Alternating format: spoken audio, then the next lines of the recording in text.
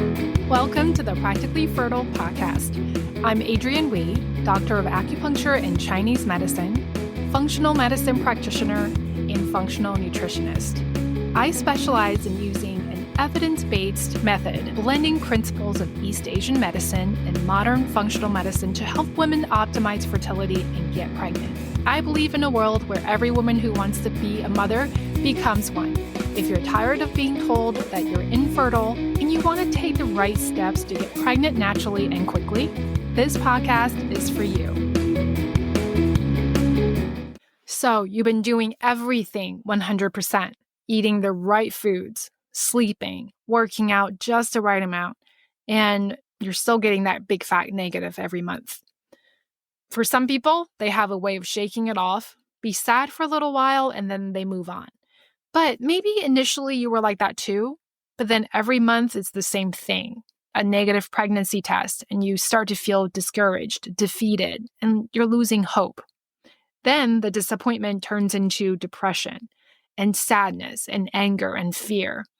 It seems like the one thing that nature intended for you to do should be really easy to come by, and it's not. Friend, this is not the time to Google what more can I do to get pregnant.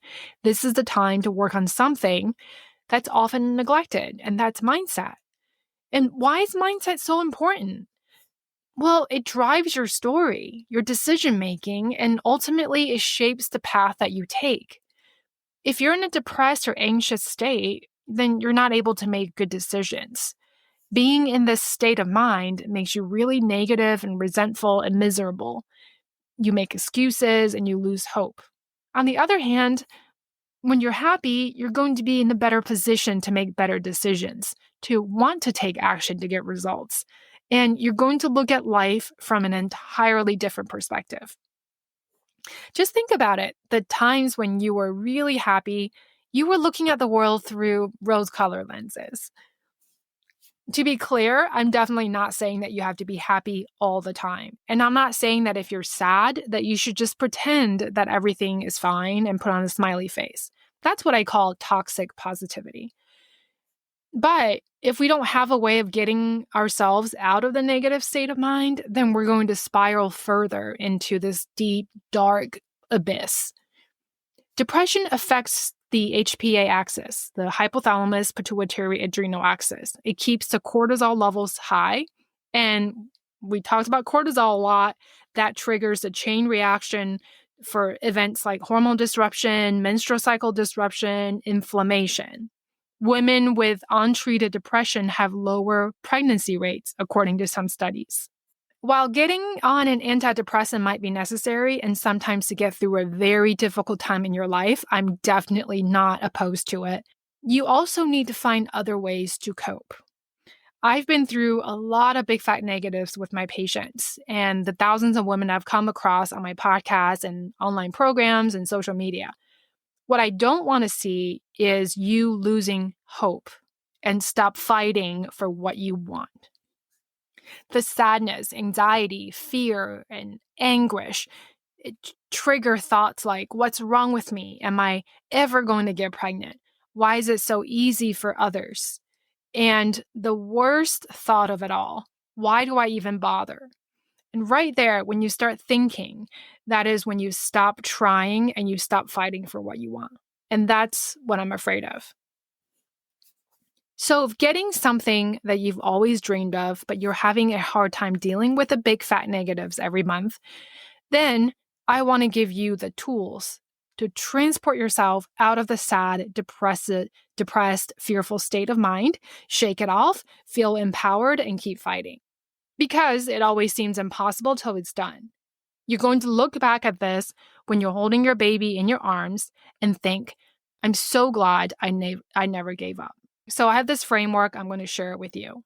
It's very effective for those who use it. It'll come naturally to you after using it a few times. You can use this in everyday life.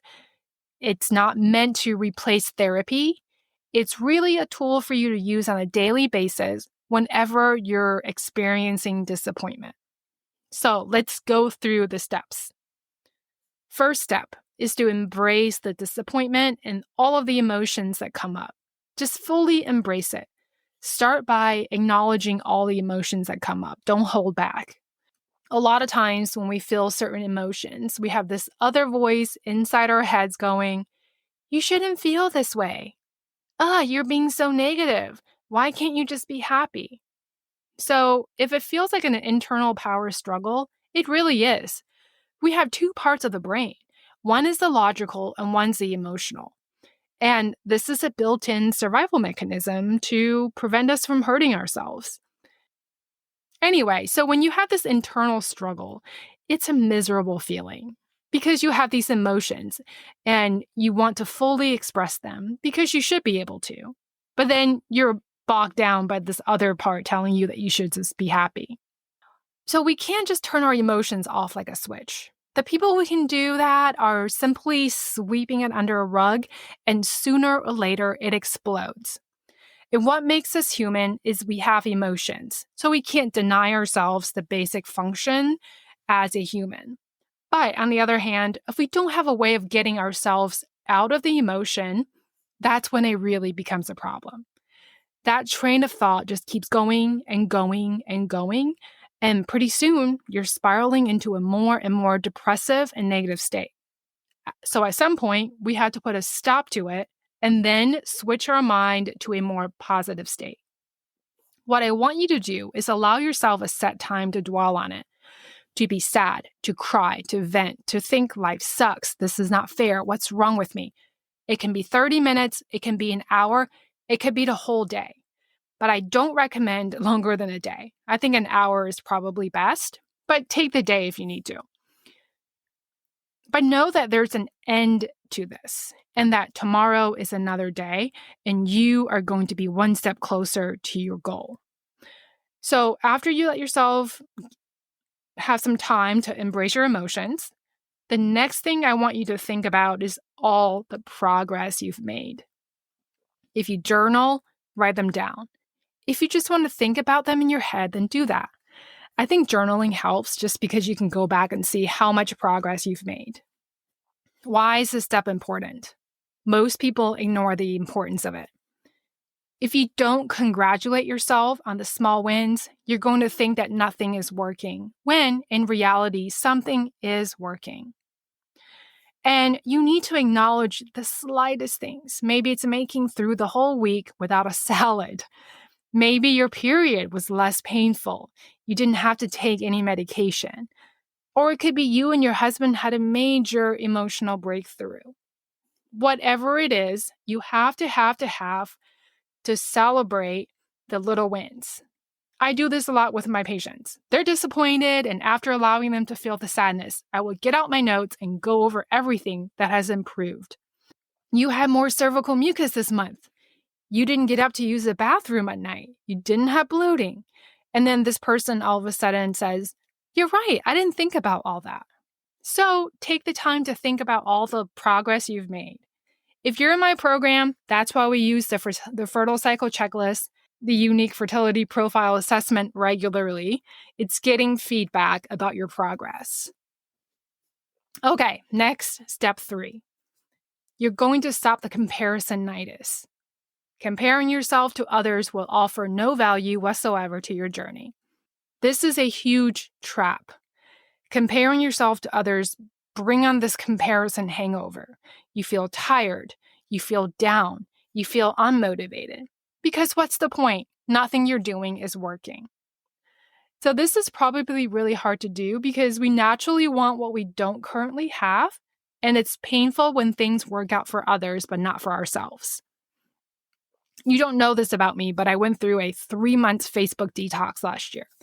I was in the middle of working on my program and it wasn't going well.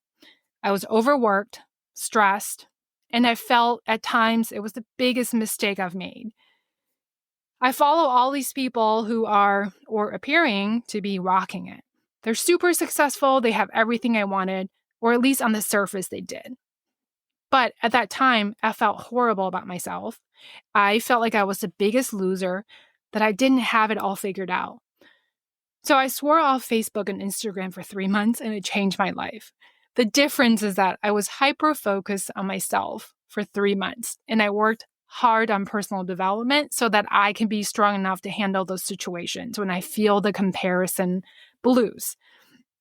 So long story short, I do feel like I'm much better at handling social media. I don't compare myself to others as much. Or if I do, I get over it very quickly because I have my blinders on and I know that I'm going to eventually get to where I want to be. And compared to where I was a year ago, I only care about whether or not I'm improving steadily. And I want you to put the blinders on too and walk your own path. We never know underneath the facade what their lives are really like behind the curtains. Okay, so after you stop comparing yourself to the friend or neighbor who's pregnant, the next step is to focus on what you can control. It's easy to get caught up in this coulda, shoulda, woulda thing. But when you keep focusing on things that are not in your control, you're going to drive yourself bananas and you're going to bring on a lot of unnecessary anxiety. So this month didn't work. Okay, what could you have controlled and what wasn't in your control? And some of you are not tracking your cycle as closely as how I'm describing it, but some of you are. You want to figure out where you went wrong because everything seems perfectly, so why didn't it work? If this is you, it helps to group things into two piles. One is controllable things, diet, and lifestyle. You have choices for those. You choose what to put in your body, on your body, and what you want to do with your life. But there are also a lot of things that you can't control. You can't control the sperm and the egg actually meeting up. To a certain extent, you can, but you did all that you could, and you had intercourse when you were supposed to. So that's all that mattered. The rest, there's very little that you need to worry about. You can't take back the sperm and you can't take back the egg. So just let it be. But maybe the things that you could have controlled, you didn't. So that brings me to the last step, and that's to come up with your new plan and make one thing a priority for the next month. Part of that feeling of not having control is trying to do too many things at once.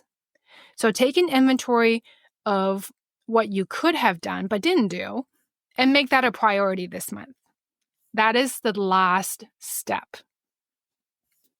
Maybe you slacked on the self-care that typically helps you with stress management. Maybe you slacked on the 80-20 principle on diet, whatever it is. And this step is not to add more stress because I don't want you to then feel bad about yourself during this process.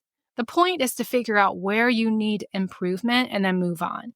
Maybe it's really working on nutrition, but maybe just one part of it, eating more calories, more fat. Maybe it's working on your mindset, making it a priority to meditate every day. Maybe it's working on your lifestyle. Say no to parties on weekends. Remember, just pick one thing to work on. Take small actions because many small actions equal big results. Rome wasn't built in a day. And if you have no idea where to start and what to work on, you can reach out to me. You can join my program when it launches. We can do a one-on-one. My method isn't for everyone, but if you want a different approach to getting pregnant that involves using highly personalized medical system, then I'm your girl. So if you need help, I'm here for you. All right, friends, before we wrap up, I want to make sure that you know that the steps in this framework do not need to be completed in one day. You might spend a few days on each step or a few hours. It's whatever amount of time you need to feel like you're ready to move on to the next step.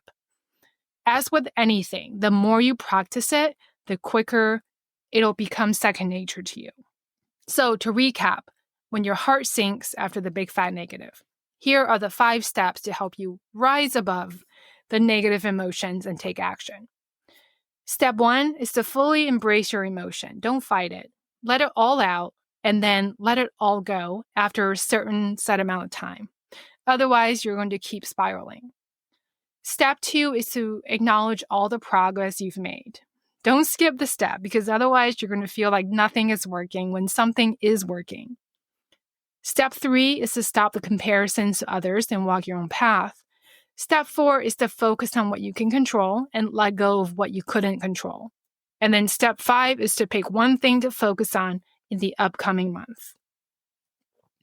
All right, fertile friend, that's all I have for today. If you feel like you're learning a lot and you like what I have to say, please don't forget to leave me a 5-star review. I appreciate this in advance because it's going to help others find this podcast and help me help more people. Thanks again for tuning in. Until next time, take care of yourself and your amazing body. You are one fertile cycle away from getting pregnant.